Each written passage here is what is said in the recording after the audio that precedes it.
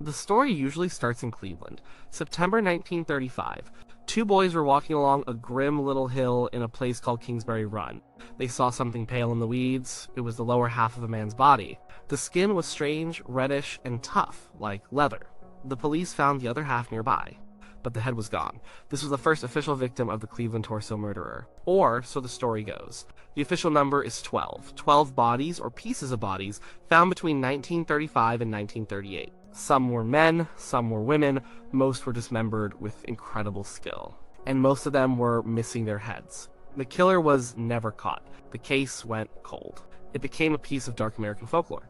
Eliot Ness, the famous untouchable, couldn't solve it. The city was terrified, and then it just stopped. But the real question isn't who did it. We have a pretty good idea about that. The real question is, did it ever really stop? Are there only 12 victims, or are there more? The answer is almost certainly yes. There are more, many more. And the clue is right there in the name people gave the killer. The Mad Butcher of Kingsbury Run, and more importantly, it's in what he took. The missing heads. To understand why there were likely more victims, you have to understand why he took the heads. It wasn't just for a gruesome trophy, it was a strategy. In the 1930s, there was no DNA. No national database for fingerprints. The easiest, most reliable way to identify a body was by its face. Or by its dental records. If you take the head, you take the identity, you turn a person into a collection of parts. A John Doe or a Jane Doe. You erase them. Of the 12 official victims, only 2 were ever positively identified. Edward Andrassy, a low-level hoodlum, and Florence Polillo, a barmaid and part-time prostitute. The other 10 remain nameless phantoms. Think about that. The killer had an incredible success rate. 10 out of 12 times, he successfully erased his victim's life from the public record. He turned them into numbers. Victim number 1, victim number 2. So, the first reason to believe there are more victims is simple logic. If a killer's primary method for hiding his crime is to remove the victim's identity, and he was successful 10 out of 12 known times, how many times was he completely successful? How many times did he dispose of the body so well that nothing was ever found? Or that only the head was found and dismissed as something else? Or that the headless body was found but never connected to the other Cleveland murders? The 12 we know about are the killer's failures. They are the bodies that were found and linked. They are the mistakes. We have no way of knowing the scale of his successes. Let's look outside the official timeline. The murders supposedly started in 1935, but did they? On September 5th, 1934, a year before the first official victim was found, a swimmer at Euclid Beach Park on the shore of Lake Erie saw something in the water. It was the torso of a woman. Her thighs had been amputated at the knee. The skin was leathery and red, just like the later victims. The medical examiner said the dismemberment was done by someone with a real knowledge of anatomy. This victim became known as the Lady of the Lake. Because her body was found before the string of murders in Kingsbury Run began in earnest, she was never officially added to the list. But she fits the profile perfectly.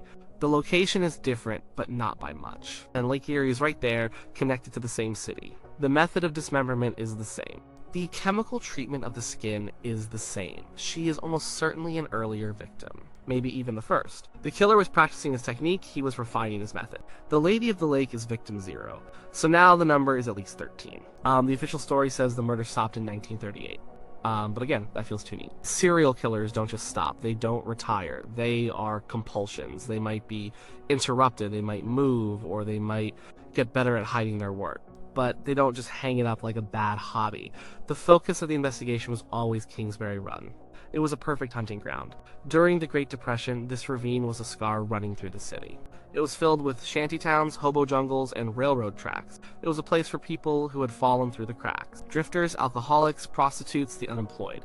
People with no family to report them missing. People whose absence wouldn't create a ripple. They were invisible in life, and the killer made sure they were anonymous in death. This environment is the second major reason to believe the body count is higher. The killer chose his victims from a population of people who were already lost. How many people disappeared from Kingsbury Run in the 1930s? Hundreds? Thousands? There's no way to know. A man could be there one day, gone the next. Maybe he hopped a train to Pittsburgh. Maybe he got a job somewhere else. Or maybe he met the butcher. No one would know. No one would look. The killer didn't have to work hard to find victims who wouldn't be missed. The Great Depression provided them for him. And The killer used the railroads. Kingsbury Run was a web of tracks. This suggests a killer who was mobile, a killer who could have traveled, and that's where the story gets wider. The Cleveland murders weren't happening in a vacuum. Other dismembered bodies started showing up in other places connected to Cleveland by those same railroad tracks. In Pennsylvania, between 1925 and 1939, a series of murders occurred that were eerily similar. They were called the boxcar murders. The victims were often hobos, found dismembered near the railway lines. The heads were often missing. New Castle, Pennsylvania was a hot spot for these killings. It's just a train ride away from Cleveland. The police at the time even considered a connection. They thought a single murder maniac might be riding the rails, killing as he went. One Pennsylvania victim, found in a swamp in 1936, was just a torso and legs. The head was gone, the cuts were clean, the body had been drained of blood, just like the Cleveland victims. Was this the same killer? It's impossible to prove now, but it's hard to ignore the similarities. The timeline overlaps perfectly. The victim type is the same. The method is the same. If you connect even a few of the Pennsylvania murders to the Cleveland killer, the number of victims doubles. It goes from 12 to 20 or more. The butcher of Kingsbury Run might not have just been a Cleveland problem. He might have been an interstate monster. Then there's the man who was almost certainly the killer, Dr. Francis E. Sweeney. Sweeney was a brilliant but deeply troubled surgeon. He was a veteran of World War I, where he worked in a field hospital performing amputations under horrific conditions. He had the surgical skill to dismember a body with the precision seen in the murders. He was a severe alcoholic who was known to have violent blackouts. He lived with his family not far from Kingsbury Run, and he had a personal connection to Elliot Ness. Sweeney's family had been friends with the family of Ness's cousin. Ness suspected Sweeney almost from the start. He brought Sweeney in for a secret interrogation at a hotel room. For 2 weeks, Ness and his men grilled him. Sweeney was arrogant and taunting. He never confessed, but he toyed with them. He failed 2 very early polygraph tests. But Ness didn't have enough to charge him. Sweeney was from a well-connected family. A public trial without a confession or hard evidence would have been a disaster for Ness. So, Ness did the next best thing. He had Sweeney privately committed to a mental institution. Sweeney spent the rest of his life in and out of veterans' hospitals and asylums. And while he was institutionalized, the official torso murders in Cleveland stopped. It seems like a closed case. Except it isn't. From inside the hospital, Sweeney would send taunting postcards to Ness and his family. They were filled with cryptic, threatening messages. He was mocking the man who couldn't convict him. Now, consider a man like Sweeney, a surgeon with a dark side, a man who likely suffered from severe PTSD from the war, a man prone to alcoholic rages, a man who had the skills and the location to commit these crimes. Does it sound like a man who would kill 12 people and then just stop? Or does it sound like a man who had been killing for a long time? The Lady of the Lake in 1934 seems very plausible as one of his. The Pennsylvania boxcar murders could have been him too, on trips or during his earlier years. And did he really stop, even after being committed? The institutional security in those days wasn't perfect. Sweeney was moved between facilities. He had periods where he was out, and this leads to one of the most chilling possibilities. In 1950, 12 years after the last official murder, a man named Robert Robertson was found dead in a Cleveland business office. He had been dead for 6 days. He was decapitated, the head was missing. The coroner noted that the decapitation was done with surgical skill. At the time of this murder, Dr. Sweeney was out of the hospital and living in Cleveland. He worked as a hospital orderly at the Veterans Hospital right near where the body was found. The police never connected Robertson's murder to the old torso case. It was too long ago. It was a cold case. But the similarities are undeniable. The surgical decapitation, the missing head, the proximity to the prime suspect. It's very possible that the butcher's last kill wasn't in 1938, but in 1950. Sweeney died in 1964. We have no idea what he did in the last years of his life. So we have the official 12. Add the Lady of the Lake, and we're at 13. Add the most likely Pennsylvania victims, and we're pushing 25. Add Robert Robertson, and the timeline stretches for almost 2 decades. And this is just counting the bodies, or parts of bodies, that were actually found. The real horror of the Cleveland torso murderer isn't just in the brutality of the crimes. It's in the anonymity he created. The missing heads are the key. They represent a deliberate, calculated effort to erase people. For every victim we know about, there could be 1 or 2 or 5 whose bodies were never found. Or were found but not identified. Or were found but not connected to the larger pattern. Imagine the killer perfects his method. He kills, he dismembers. But this time, he disposes of the pieces more carefully. He drops them into the Cuyahoga River, which flows into Lake Erie. He buries them deep in the woods outside the city. He uses the furnaces in the industrial flats to destroy them. If no body is ever found, there is no crime. There is just another missing person, another face on a poster that eventually gets taken down. The police investigation at the time was overwhelmed. Elliot Ness, for all his fame, was under incredible pressure. He needed to stop the panic. At one point, in a desperate move, he ordered the complete destruction of the shantytowns in Kingsbury Run. He sent in police and firemen, and they burned the hovels to the ground. He thought he was destroying the killer's hunting ground. But what he really did was scatter the only potential witnesses.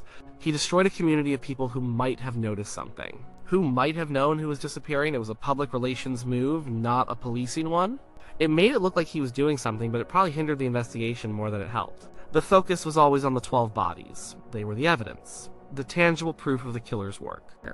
But the true scope of his work is likely unknowable. It's written in the negative space. In the people who vanished without a trace, and the unidentified bones found in a field years later.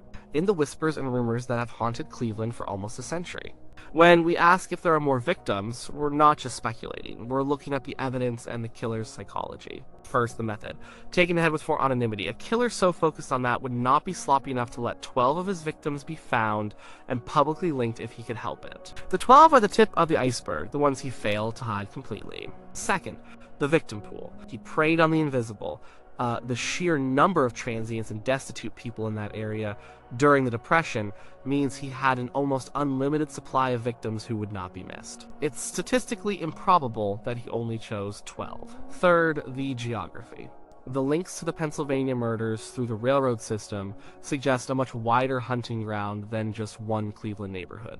He was mobile. His territory was the rail lines, not just the ravine. Fourth, the suspect. A man like Francis Sweeney, driven by his demons and armed with surgical knowledge, fits the profile of a long-haul killer, not someone who had a 3-year spree and then quit. His taunts to Ness suggest a deep, narcissistic rage that wouldn't just burn out.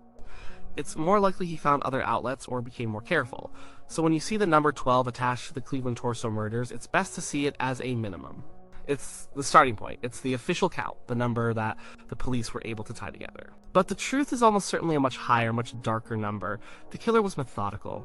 He was smart, and he was successful at his primary goal, turning people into ghosts. The missing heads are more than just a gruesome detail. They are a statement. They tell us that the killer's goal was not just to kill, but to erase. And the most chilling thought of all is that for many of his victims, he probably succeeded. Their heads were never found. Their names were never spoken again. They became the butcher's secrets. And they are secrets he took to his grave. The 12 we know are the public face of the horror. The ones we don't know are the true measure of his evil. And their number is lost to time, buried in the dark history of a desperate city in the cold, unforgiving ground of Kingsbury Run. We will never find all of them. We will never know their stories. And that, perhaps, was the killer's final victory.